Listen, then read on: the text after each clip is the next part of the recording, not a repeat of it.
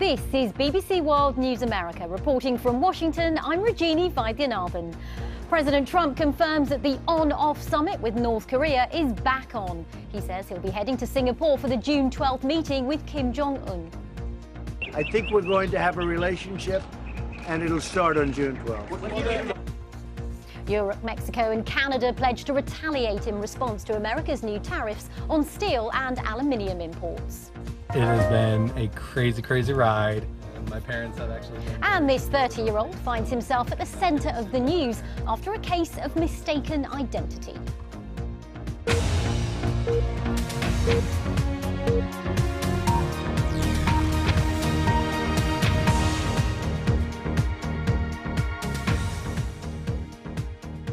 Welcome to our viewers on public television in America and around the globe. After days of uncertainty, we now have confirmation that the highly anticipated summit between the United States and North Korea is going ahead. President Trump made the announcement today after he met with the first official from North Korea to ever visit the White House. Kim Yong-chol, a close aide to Kim Jong-un, was in Washington to hand-deliver a letter to Mr. Trump, as Chris Buckler reports. The White House made a point of doing everything but rolling out the red carpet to welcome a former North Korean intelligence chief. In the past, the United States has accused Kim Yong-chol of crimes and an attack that killed dozens of South Korean seamen. But today, he was whisked through security to meet the president inside the Oval Office. And there, behind closed doors, he was handed that much-talked-about letter from Kim Jong-un. They emerged side by side after more than an hour of discussions. A remarkable sight, given that last year their two countries appeared close to conflict. But after all that talk of war, there were brief smiles. It seems they're prepared to discuss peace after all. The summit is back on. We'll be meeting on June 12th in Singapore. It went very well. It's really a get-to-know-you kind of a situation, and I think it'll be a process. It's not, I never said it goes in one meeting. I think it's going to be a process, but the relationships are building, and that's a very positive thing. It's only just over a week ago that President Trump sent his own letter, cancelling the summit based on what he called North Korea's tremendous anger and open hostility. But the last 2 days of talks between Kim Yong-chol and the US Secretary of State Mike Pompeo seem to have improved relations. But it's not clear whether they have really agreed on an aim or even what denuclearization means. Do you believe Kim is committed to denuclearization? Yeah, I do think so. He'd like to see it happen. He wants to be careful. He wants to be, he's not going to run and do things. But I told him, to be honest with you, look, we have sanctions on. They're very powerful sanctions. We would not take sanctions off unless they do that. If Kim Jong-un's letter did make a difference, it was the gesture, not its contents. President Trump hadn't taken it out of the envelope by the time he waved goodbye to the North Korean leader's right-hand man. The comings and goings of diplomacy can be difficult to follow at this White House. Chris Buckler, BBC News, Washington. And for more on this upcoming summit, I was joined a short time ago by Michael Crowley, National Security Editor for Politico. Michael, good to have you with us. The President says this is a getting-to-know-you plus summit. I mean, how do you interpret that? Is that a lowering of expectations, do you think? I do think so. I think you're seeing, as the President has focused on this summit, has been, I assume, getting a lot of input from his advisors. He is realizing what is obvious, what has been known to national security professionals for a long time, which is that you can't sit down with the leader of North Korea and in one session resolve this decades-long dispute, this intractable problem of a growing North Korean arsenal, nuclear arsenal.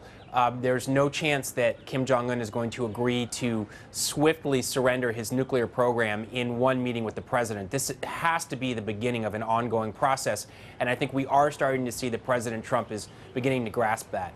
And so are we now seeing a change of strategy from the Trump administration in how they approach this?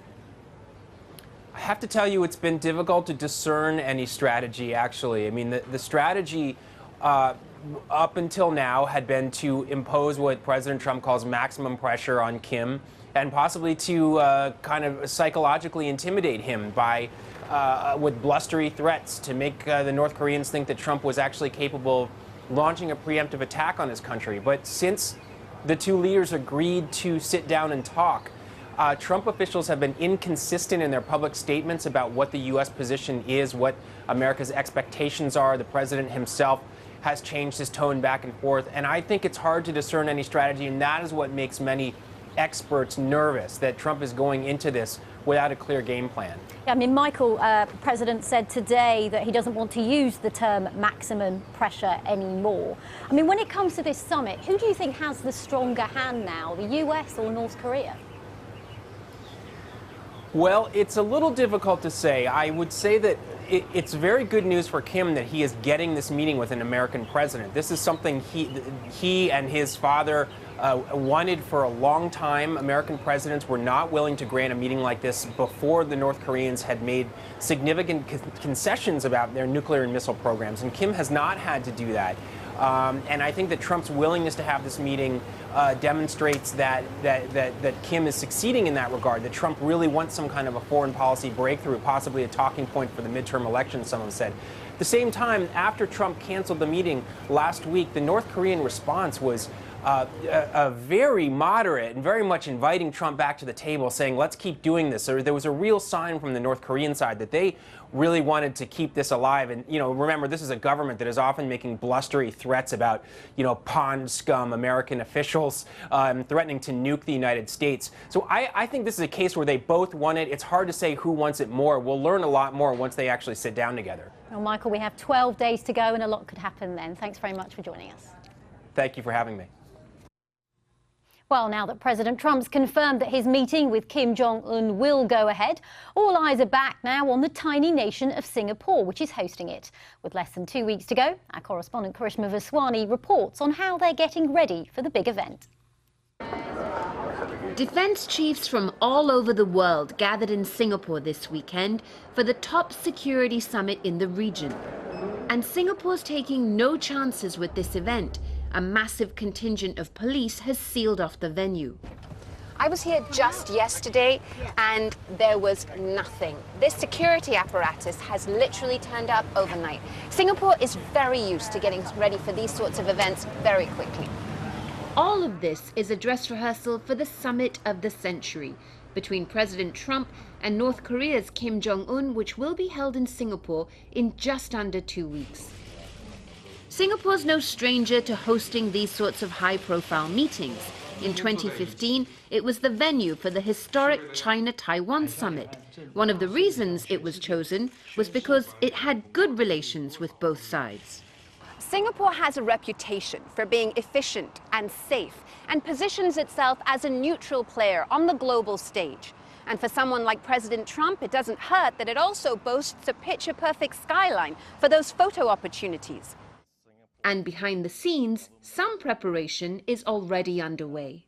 Everything is being done, on a very, very low-key manner. But, things in the background, it's happening, We already know of, a lot of procurement activity that's going on right now. Singapore government is very efficient. We're known for our efficiency. So it's just a matter of time, when everyone's going to be able to see how efficient we are to putting something like this up, in a very, very short span of time. Away from the serious stuff, Singapore is also getting ready to have some fun. Meet the Trump and Kim cocktails, a blend of bourbon and soju inspired by the men the drinks are named after. After all, if this summit is successful, a toast to world peace may well be in order. Karishma Vaswani, BBC News, Singapore. Now let's take a look at some of the day's other news. Spain's Prime Minister has been forced from office by a no-confidence vote in Parliament. Mariano Rajoy crossed the floor to congratulate Spain's new Prime Minister, the socialist Pedro Sanchez, who will lead without a parliamentary majority. The opposition put forward the no-confidence motion after the governing party was implicated in a corruption scandal. A judge in Belgium's drawn up terror charges against the Tunisian man linked to the deadly bombings in Brussels 2 years ago. Sofiane Ayari is accused of being part of the terror cell which killed 32 people and wounded hundreds. He's already serving a 20-year sentence for his involvement in a shootout with police in Brussels, which took place days before the bombings. After a German town was alerted that 5 big cats had escaped from a local zoo, it's now emerged that the animals had never left their enclosures. The apparent escape of 2 lions, 2 tigers and a jaguar from Eifel Zoo, which had flooded overnight, sparked a major search by the authorities, and residents were urged to stay inside their homes. It's still unclear why the animals were reported missing in the first place. Some of America's closest allies have been hitting back after the US imposed new tariffs on steel and aluminium imports into the US. Europe, Canada and Mexico have all made plans to retaliate, with levies on billions of dollars and US goods ranging from peanut butter to motorcycles. But amid talks of a trade war, how has industry been reacting? The BBC's Nick Bryant's been to Pennsylvania to find out. Bethlehem, Pennsylvania used to be a powerhouse of the US steel industry. Then it became a Rust Belt power base of Donald Trump. After the closure of its main steel plant 20 years ago, many people here felt like economic castaways, stranded in a globalized economy that left them behind. In the presidential election, Bethlehem voted Republican for the first time since the 1980s. And we actually had 30,000 people working here at one time. Former steelworker Tom Cedar doesn't even like Donald Trump, but he loves the imposition of these tariffs. I think they're going to really help the economy. I think they're going to help the general public. I think it's a good thing, and I don't think the sky is going to fall. You're not worried about the impact of a trade war? I'm not worried about the impact. It's been done before, and it hasn't hurt. It's actually 30, 40 years too late. The Trump administration claims it's protecting U.S. national security, but this is more about protecting the U.S. steel industry and protecting Rust Belt towns. Donald Trump believes he is rewarding his loyal supporters and doesn't seem that worried about angering America's closest allies. Tonight, the president singled out the European Union for criticism. If you take the European Union and you see the kind of tariff they charge, and then we don't, that's called not fair trade. I want fair trade. But the European Union is not taking it without a fight. It's retaliating and calling Donald Trump's actions a dangerous game. This is further weakening the transatlantic relations, and it also increases the risk of severe turbulences in the markets globally. Protectionism can never be a solution, and this will hurt jobs here in the European Union, but also in the US. Harley-Davidson motorbikes are on a tariff target list of American imports compiled by the EU that also includes iconic goods such as Levi jeans and whiskey. And there's been a rapid response from America's neighbours, Canada and Mexico, imposing tariffs on $13 billion worth of US exports. Tonight in the UK, the Prime Minister stressed her deep disappointment, calling it an unjustified decision, words reiterated by her Trade Secretary. It is very, very unfortunate if we get into this tit-for-tat position, especially with one of our closest allies. Nobody wins in a trade war. There are only casualties. Port Talbot Steelworks in Wales has battled for its survival in recent years. Now comes more uncertainty for its workers. It's another kick in the teeth, basically. I mean, after everything that we've gone through, we've worked hard to establish ourselves in the global market again. And now this has been presented or thrown onto our lap at no fault of our own. Britain exports some £360 million worth of steel to America each year. And industry chiefs warn the tariffs could have wider, devastating effects. Bethlehem, Pennsylvania, where every Christmas a huge star glows from a hilltop. Where every other night in the year the sky is lit by the hungry furnaces of little steel. It's way too late to save Bethlehem's steel plant. The American industry's heyday is a thing of the past. But US unemployment dropped today to its lowest level in 18 years, fueling the sense of Rust Belt revival and emboldening Donald Trump. Nick Bryant, BBC News, Pennsylvania. Well, for more on the potential impact of these tariffs, I'm joined now by Douglas Holtz-Akin, who was an economic advisor in the administration of George W. Bush and is now president of the American Action Forum. Very good to have you with us in this studio. We were just watching that report there, the retired steel worker Tom Cedar, who said, "I'm not worried about the impact of a trade war." As someone who worked in the White House when another president imposed tariffs, are you as worried as Tom? I am far more worried than he is. From a narrow calculation in the United States, there are more workers harmed by steel tariffs than steel workers that are helped. That was true when George W. Bush imposed steel tariffs. It remains true today. So there's a net cost to doing this. Ultimately, the WTO ruled that those tariffs were illegal. I expect the same thing to happen here. So you impose a cost on yourself, and in the end, you get nothing. Then we get the tit for tat from our properly affronted allies in Canada, Mexico, EU. Those are very important sources of steel, those in Japan, and you know, this is being done on national security grounds. It's hard to imagine Canada is a national security threat. You know, Britain is a national security threat. So the very premise of this, I think, is just so weak that it's hard to imagine how you can make a credible case that this is the right way to go. If you were in the White House today, how would you be responding to all those very strong comments from European allies and from Canada and Mexico? Well, I think the bright spot in all of this, if there is one, is the agreement they will continue to negotiate, that perhaps this is just an interim step and that we'll get back to eliminating the tariffs entirely. That would be the right outcome. That would be what I was focusing on. And in terms of why the president's done this, I mean, I travelled around America during the 2016 campaign, and bringing tariffs down were a big thing, bringing jobs back to America was a big thing on the campaign trail. But could this backfire? Will it hurt American jobs with the retaliation from the EU potentially? I think there's almost no question that it will. So imagine what happened today. The U.S. imposes tariffs. Canada responds and imposes tariffs on U.S. steel. So now there are Canadian companies that were importing from the U.S. who are saying, oh, okay, no, we have zero tariffs on steel from the EU, from Japan. We'll just resource this. That hurts U.S. steelworkers who arguably were the target of the attempt to help them. So this is not going to work in the end. That's the lesson of not just economic theory, but actual experience with these tariffs. And this lesson will come home one more time. And what are the wider political implications? For example, we're going into the G7 next week, and there are some European leaders who are saying, well, this is going to be a G6+1 now. America is going to be isolated. Well, there's no question that the combination of the steel tariffs, the aluminum tariffs, tariffs on Chinese goods, and the proposed tariffs on imported automobiles into the United States, that the U.S. now has a multi-front trade, if not war, problem. At the very same time that it needs the help of those allies with North Korea, with Iran, with any number of difficult international issues. So isolating the United States at this time is really unwise from a broader perspective. And very briefly, what is the way forward if the US does want to negotiate? I think the way forward is to take a look at whether there are genuinely some protectionist tariffs out there that could be lowered, give the president a fig leaf, get him to drop his. That would be a way forward on this, but I don't see a big opportunity for that.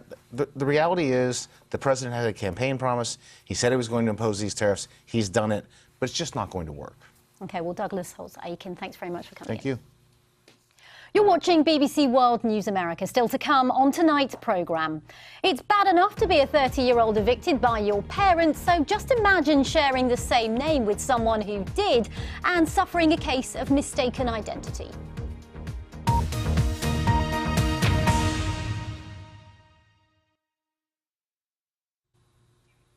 After a BBC investigation showed the extent of codeine addiction in Nigeria in April, 3 pharmaceutical companies were forced to shut down. Now another opioid scourge is spreading, addiction to the painkiller tramadol, as Stephanie Hegarty reports.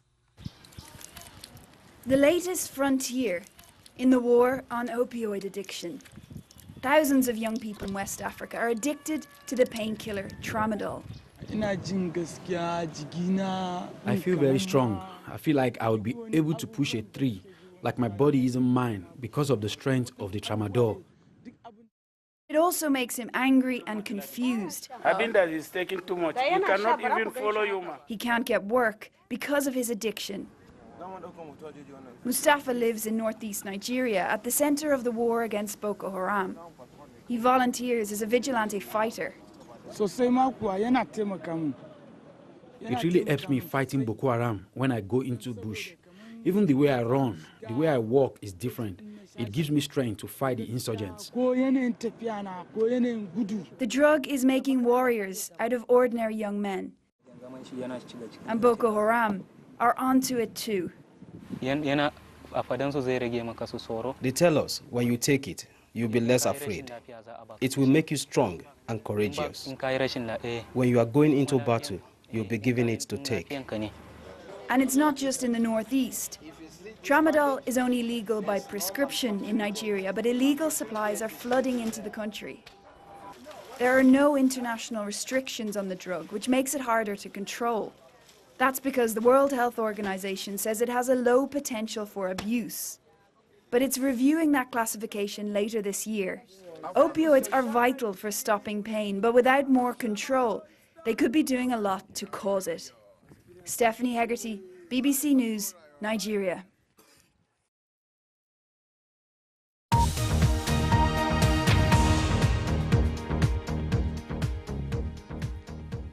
Italy has a new Prime Minister and government ending 3 months of political uncertainty.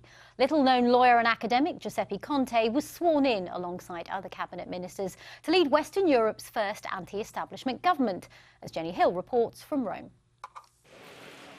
It's the moment Europe's been waiting for. A new Italian Prime Minister, Giuseppe Conte, a law professor with no political experience. And sworn in one by one, a new government, an anti-establishment coalition. It almost didn't happen at all. Paolo Savona, first choice for foreign minister and fierce critic of the euro, was rejected by the Italian president. After desperate talks, a compromise in the shape of Giovanni Tria, a more moderate academic who'll now oversee Italy's finances. An end to uncertainty then.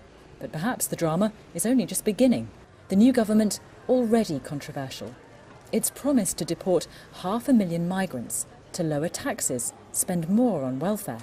One thing to keep in mind is that Italian governments hardly ever last the entire 5-year legislature, and I have no reason to believe that this one will be any different, especially because you have two wildly different parties in this coalition.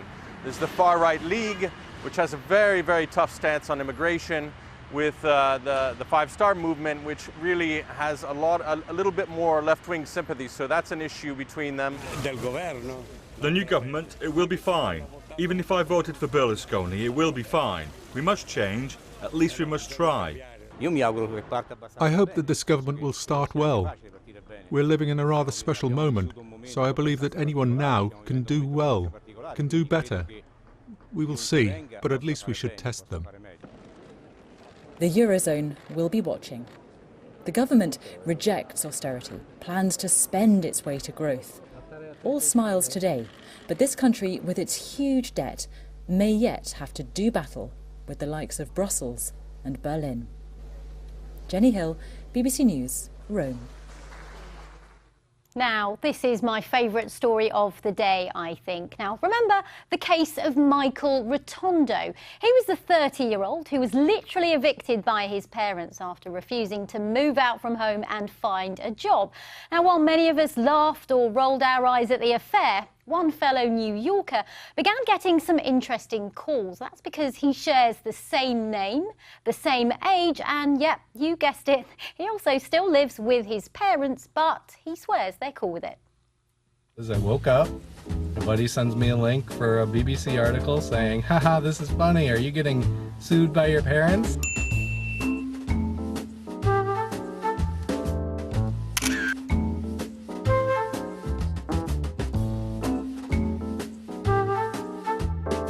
I'd like to adjourn for that, for discovery.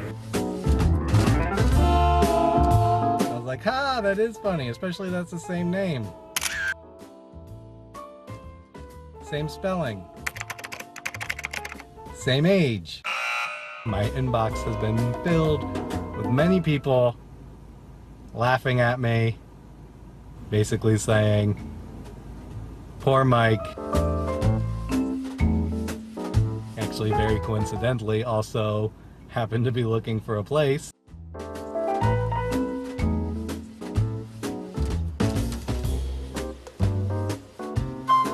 It has been a crazy, crazy ride. My parents have actually been very supportive of me, so I'm not getting sued by my parents, and I love my parents immensely. Maybe it's time for Michael to move out of home. Well, remember, you can find more on all the day's news at our website, including the latest on our top story. President Trump's announcement that the summit with North Korea is back on for June 12th in Singapore. I'm Rajini Vaidyanathan. Thanks for watching World News America. Have a great weekend.